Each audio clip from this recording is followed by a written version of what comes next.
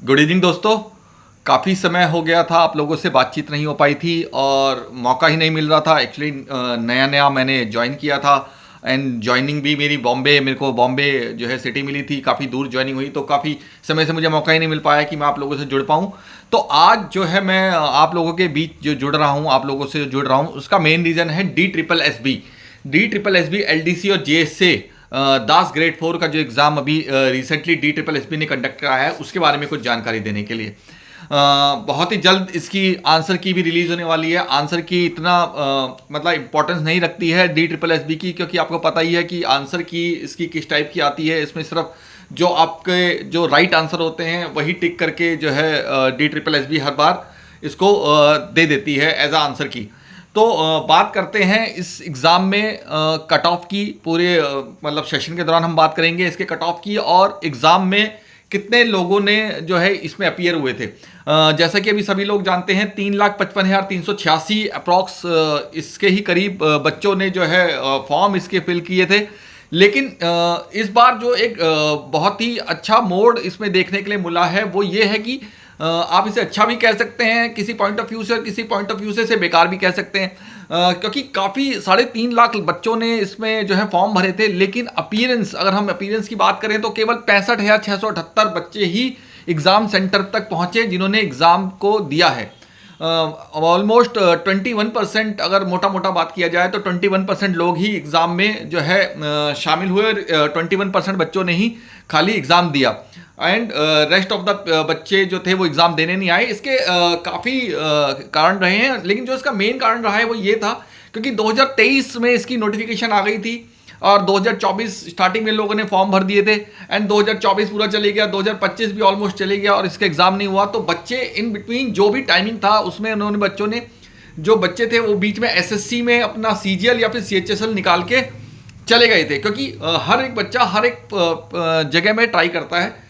तो कुछ बच्चे जो वो छट गए वो ये थे कि वो सीजीएल के थ्रू अपना जो उनको पोस्ट चाहिए थी वो वहाँ पे जा चुके थे और उन्होंने जो है 2023, बिकॉज उसके बाद 2024 का सीजीएल आया, 2025 का भी इस बार लोगों ने दे ही दिया होगा और 2000, तो बच्चे जो है वहाँ पे छट गए थे।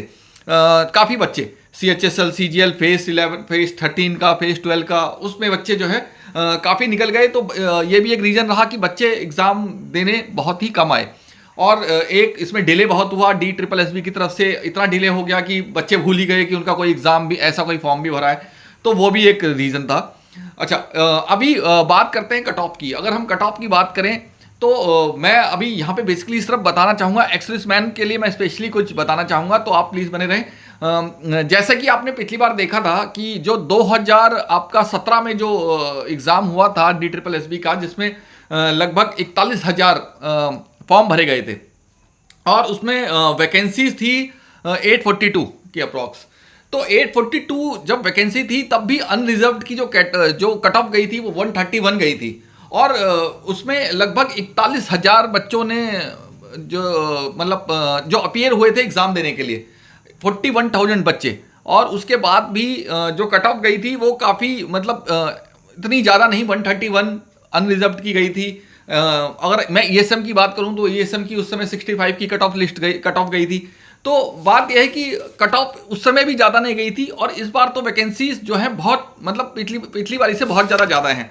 पिछली बारी की वैकेंसीज और इस बारी की अगर वैकेंसीज कंपेयर करें तो इस बारी की वैकेंसीज बहुत ज़्यादा हैं। इस बार ये एक्स-सर्विसमैन की अगर मैं बात करूं तो 268 वैकेंसीज शायद नहीं, कंफर्म एक्स-सर्विसमैन की हैं। तो मैं आपको मोस्ट प्रॉब्ली मतलब 90%, 99% यही चांस रहेगा कि कट ऑफ जो प्रीवियस गई थी उससे भी कम जाएगी। मतलब आप ये मान के चलिए कि एक्स-सर्विसमैन की जो कट ऑफ जाएगी वो 62 से 65, ये इसी के बीच, और जो लास्ट जो इनकी कट ऑफ जाती है वो 70, लास्ट 70 तक जाएगी। तो इसी के बीच में एक्स-सर्विसमैन का सिलेक्शन होना कंफर्म है।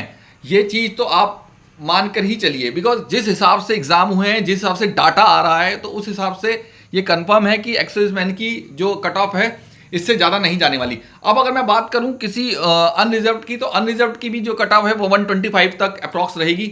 और इसी प्रकार अगर हम बात करें SC ST एंड बाकियों की भी कट ऑफ में ज़्यादा वेरिएशन, मतलब ज़्यादा प्रीवियस ईयर से बढ़ेगी नहीं, कट ऑफ प्रीवियस ईयर से कम ही रहने वाली है। बढ़कर नहीं आएगी, ये तो आप मानकर चलिए, बिकॉज बहुत ही कम बच्चे अपीयर हुए हैं, बहुत कम बच्चों ने एग्ज़ाम दिया है, तो इतनी ज़्यादा कट ऑफ नहीं जाने वाली है। एंड स्पेशली ये एक गोल्डन अपॉर्चुनिटी है एक्स मैंस के लिए, जिन्होंने इस बार का जो है DSSS भी दिया है, उनके चांसेस काफ़ी ज़्यादा बढ़ जाते हैं। और 62 नंबर में ही मेरे ख्याल से 60-65 के बीच में उनका सिलेक्शन हो जाना है, होना ही होना है, कंफर्म है। तो बेस्ट ऑफ लक जिन जिन लोगों का सिलेक्शन हो जाता है। और इसी वीक में, इस वीक के अंदर अंदर जो है आपकी आंसर की भी मेरे ख्याल से DSSS भी रिलीज़ कर देगा। तो जो देख लीजिएगा, जिसको लगता है कि उसकी वो इस कट ऑफ को पार कर सकता है, तो वो अपनी टाइपिंग की तैयारी अच्छे से शुरू कर दे। अच्छा, दूसरी चीज़, मैं कुछ बच्चे मेरे से पूछना चाह रहे थे कि BRC डिपार्टमेंट में यहाँ क्वार्टर अलॉटमेंट का कैसे प्रोसेस क्या है, कितने टाइम में क्वार्टर अलॉट हो जाता है। बिकॉज मैं अभी BRC ज्वाइन किया है मैंने बम्बई में, बॉम्बे में मैं हूँ। तो मैं अभी नेक्स्ट जो वीडियो बनाऊँगा मैं उसी के ऊपर बनाऊँगा, तो प्लीज़ चैनल को सब्सक्राइब कीजिएगा। Thank you very much. जय हिंद।